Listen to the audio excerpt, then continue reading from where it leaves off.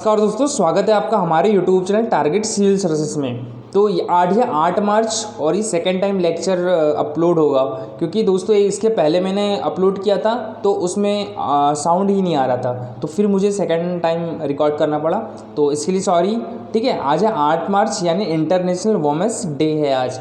और यहाँ पर मुझे आप एक क्वेश्चन बताइए कि इंटरनेशनल वुमेंस डे मनाना हमने कब से स्टार्ट किया था। और ये क्वेश्चन भी आया था MPPSC 2013 में, तो इसका मेरे को कमेंट बॉक्स में आंसर लिख के बताइए। ठीक है, और आज हम करेंगे 8 मार्च के करंट अफेयर। तो उसके पहले कर लेते हैं, हमने जो कल करंट अफेयर पढ़े थे उसका रिवीजन, उसके बाद स्टार्ट करेंगे हम आज के करंट अफेयर। तो चलिए स्टार्ट करते हैं रिवीजन के साथ। देखिए, हाल ही में विधानसभा की लोक लेखा समिति में ब्रजेंद्र सिंह राठौर को सभापति यानी अध्यक्ष चुना गया है। ठीक है, और लोक लेखा समिति का जो अध्यक्ष होता है वो हमेशा विपक्ष का नेता होता है। तो ब्रजेंद्र सिंह राठौर ये कांग्रेस के नेता है। हाल ही में राष्ट्रपति श्री रामनाथ कोविंद ने जबलपुर जिले में all India judicial academies directors retreat का उद्घाटन किया। कहाँ पर किया? जबलपुर में। और अभी जो राष्ट्रपति श्री रामनाथ कोविंद है ये मध्य प्रदेश की 2 दिन की यात्रा पर आए थे, 6 मार्च और 7 मार्च को। ठीक है, तो कौन कौन से वो 2 जिले हैं? एक तो जबलपुर है और एक दमोह है। हाल ही में best women director of the year के लिए डॉक्टर अरुणा देओस्कर का चयन हुआ है। तो ये किस जिले की है डॉक्टर अरुणा देओस्कर? तो ये है मध्य प्रदेश की राजधानी भोपाल डिस्ट्रिक्ट के। ठीक है, और ये किस कैटेगरी में मिला है इनको? तो इंटरनेशनल इंस्पिरेशनल वुमेन कैटेगरी में इनको मिला है best women director of the year का अवार्ड, और ये इनको दिया जाएगा 1 मई को। ठीक है, हाल ही में प्रधानमंत्री नरेंद्र मोदी ने को CERAWeek global energy and environment leadership award से नवाजा गया है। तो ये मोस्ट इंपॉर्टेंट क्वेश्चन है दोस्तों, क्योंकि ये एक तो पर्यावरण से है। ठीक है, और इनको पर्यावरण का अवार्ड, इंटरनेशनल अवार्ड दिया गया है ये नरेंद्र मोदी को, तो याद रखिएगा। फरीदाबाद में आयोजित प्रथम राष्ट्रीय पैरा शूटिंग चैंपियनशिप में मध्य प्रदेश राज्य शूटिंग अकादमी की खिलाड़ी रुबीना फ्रांसिस ने स्वर्ण पदक दिलाया। किसको? हमारे मध्य प्रदेश को। और फरीदाबाद कहाँ पर है? तो ये है हरियाणा में। चलिए अब स्टार्ट करते हैं हम आज के करंट अफेयर। तो दोस्तों देखिए, मैं अब डिटेल में नहीं बताऊँगा, क्योंकि डिटेल में क्या है बताने में एक तो बोरिंग भी लगता है लेक्चर, तो हम फटाफट क्वेश्चंस करेंगे। ठीक है, 8 मार्च को Akhil Bharatiya T20 cricket tournament का आयोजन मध्य प्रदेश के किस जिले में होगा? तो ये मध्य प्रदेश के शिवपुरी डिस्ट्रिक्ट में होगा। तो इसका आंसर होगा ऑप्शन नंबर सी। Akhil Bharatiya T20 cricket tournament का आयोजन शिवपुरी स्थित श्रीमंत माधवराव सिंधिया जिला खेल परिसर में 8 से 17 मार्च 2021 तक किया जाएगा। ठीक है, और इसका शुभ आरंभ कौन करेगी? तो ये हमारी खेल मंत्री श्रीमती यशोधरा राजे सिंधिया के द्वारा किया जाएगा। और ये आज होगा इंदौर एवं ग्वालियर संभाग की महिला खिलाड़ियों के मध्य T20 क्रिकेट मैच। दोस्तों जो इम्पोर्टेंट रहेगा वो ही बताएंगे। ठीक है, डॉक्टर नरोत्तम मिश्रा ने किस जिले को एजुकेशन हब के रूप में विकसित करने की घोषणा की है? तो ये दतिया डिस्ट्रिक्ट को की है। तो इसका आंसर हो जाएगा ऑप्शन नंबर सी। ठीक है, और जो स्नातकोत्तर महाविद्यालय दतिया 3 करोड़ 53 लाख रुपए की लागत से 8 कक्षाओं का लोकार्पण भी किया नरोत्तम मिश्रा ने। फिर इसके बाद जिले में तीर्थ स्थलों और धार्मिक महत्व को दृष्टिगत रखते हुए दतिया में संस्कृत महाविद्यालय भी शीघ्र प्रारंभ करने की घोषणा की है हमारे गृह मंत्री नरोत्तम मिश्रा ने। तो जो संस्कृत महाविद्यालय है वो कहाँ खुलेगा? तो ये दतिया डिस्ट्रिक्ट में खुलेगा। और पत्रकारिता महाविद्यालय में पुनः प्रारंभ किए जाने की घोषणा की है।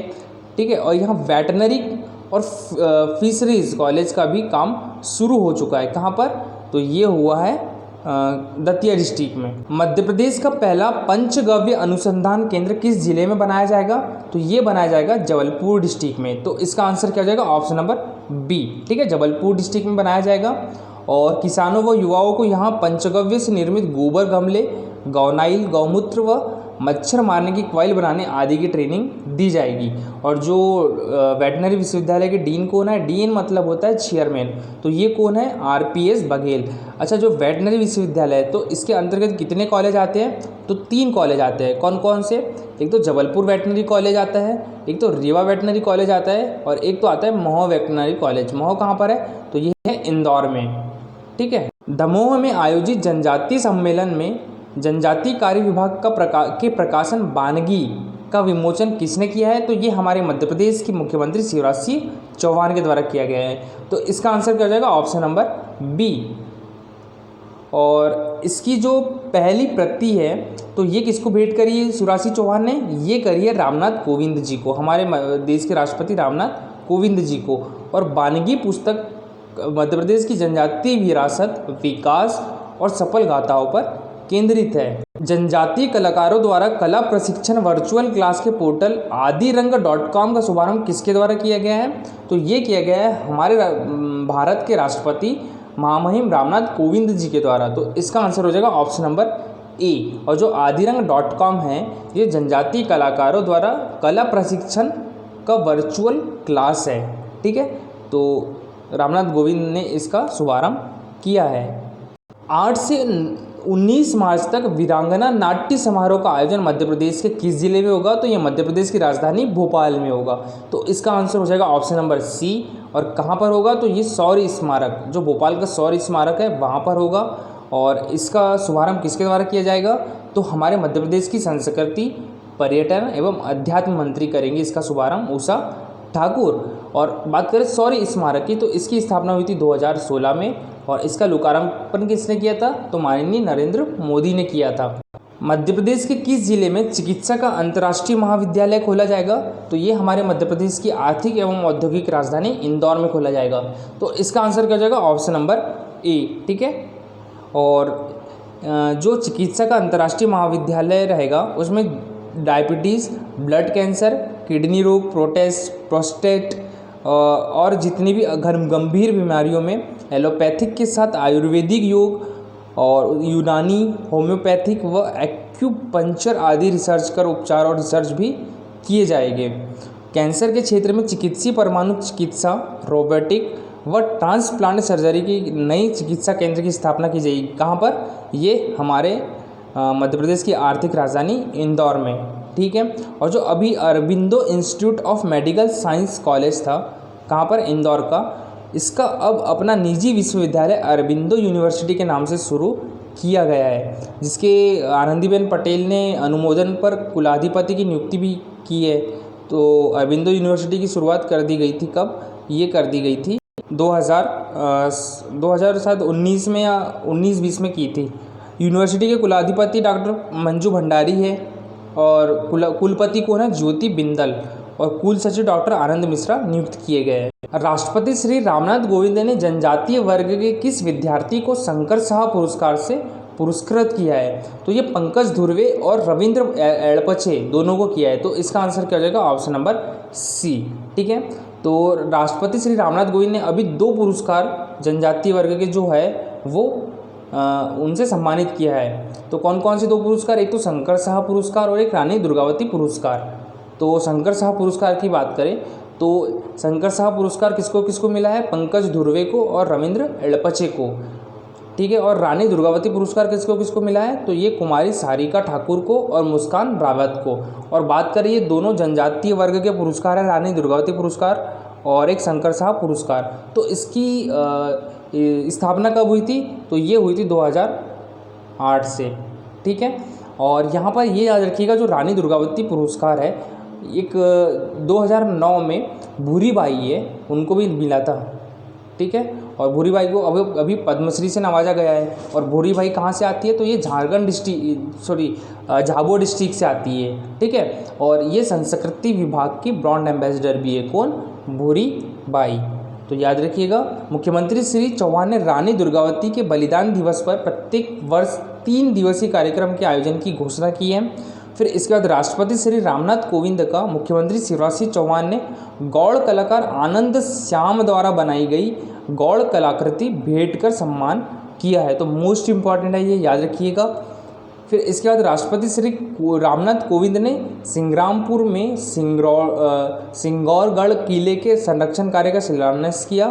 फिर इसके साथ ही उन्होंने भारतीय पुरातत्व सर्वेक्षण के नए गठित किए जबलपुर मंडल को भी लोकार्पित किया। ठीक है, मध्य प्रदेश के किस जिले में रेडीमेड गारमेंट एवं फैशन डिज़ाइन क्लस्टर बनाया जाएगा? तो ये बनाया जाएगा हमारे मध्य प्रदेश की राजधानी जबलपुर में। तो इसका आंसर हो जाएगा ऑप्शन नंबर बी।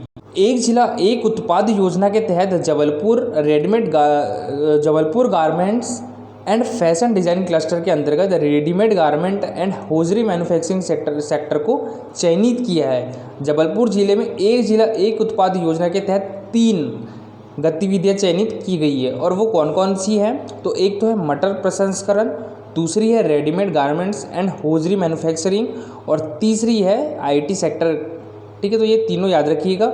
ये है जबलपुर के एक जिला एक उत्पाद योजना के तहत 3 गतिविधियाँ। दोस्तों, कल का हमारा क्वेश्चन था राज्य निर्वाचन आयोग नगरीय निकायों के निर्वाचन का संचालन किस अनुच्छेद के तहत किया जाता है? तो ये किया जाता है 243 के तहत। तो इसका आंसर क्या हो जाएगा? Option number A. और सभी लोगों ने बहुत अच्छा आंसर किया था इसका, ठीक है। और जो सबसे अच्छा आंसर किया था कन्हैया लाल ने किया था, और लड़कियों में किया था मेघना ने, और बाकी बहुत से लोगों ने 243 आंसर दिया था। तो 243 में नहीं किया था, 243 के में किया था, ठीक है। और अभी इसका मुख्यालय कहाँ है? राज्य निर्वाचन आयोग का, तो ये भोपाल में है। और जो प्रथम मुख्य चुनाव आयुक्त थे ये श्री NB लोहानी थे। और चुनाव आयोग कब गठित हुआ था मध्य प्रदेश का? तो ये 1994 में हुआ था, ठीक है। और इसकी नियुक्ति राज्यपाल के द्वारा की जाती है। और अभी जो आयुक्त है चुनाव आयोग के हमारे मध्य प्रदेश के कौन है? ये है श्री बसंत प्रताप सिंह। और ये 2 पॉइंट याद रखिएगा। राज्य निर्वाचन आयोग का गठन सर्वे तथा 74वें संविधान संशोधन अधिनियम 1992 के तहत किया गया है। और महिलाओं को नगरीय निकाय एवं पंचायतों में 50% आरक्षण देने वाला प्रथम राज्य कौन सा है? तो वो भी है हमारा मध्य प्रदेश। दोस्तों, आज का क्वेश्चन है MPPC 2019 में आया था कि भारत की प्रथम महिला मुख्य निर्वाचन आयुक्त कौन है? ठीक है, अच्छा क्वेश्चन है, इसका भी अच्छे से आंसर करिएगा। और ये हमारा टेलीग्राम चैनल और ये है हमारा इंस्टाग्राम चैनल।